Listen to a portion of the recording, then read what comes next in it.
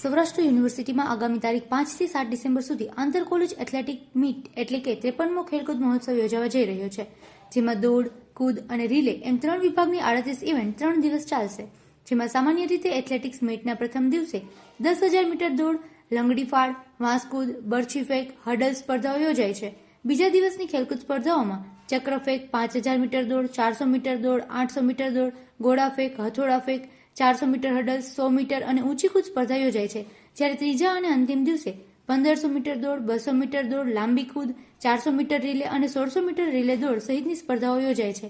ગત વર્ષે 68 કોલેજના 500 જેટલા વિદ્યાર્થી ખેલાડીઓએ ભાગ લીધો હતો, જેથી આ વર્ષે પણ તેટલા જ ખેલાડીઓ ભાગ લે તેવું અનુમાન છે.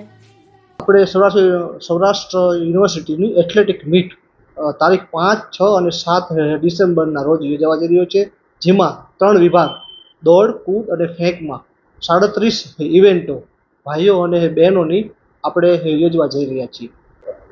સૌરાષ્ટ્ર યુનિવર્સિટી સંલગ્ન કોલેજીસ અને ભવનો આમાં એથ્લેટિક મીટમાં ભાઈઓ બહેનોમાં અલગ અલગ ઇવેન્ટોમાં ભાગ લેતા હોય છે. સામાન્ય રીતે 25 થી 30 કોલેજો અને ભવનો આમાં ભાગ લેતા હોય છે.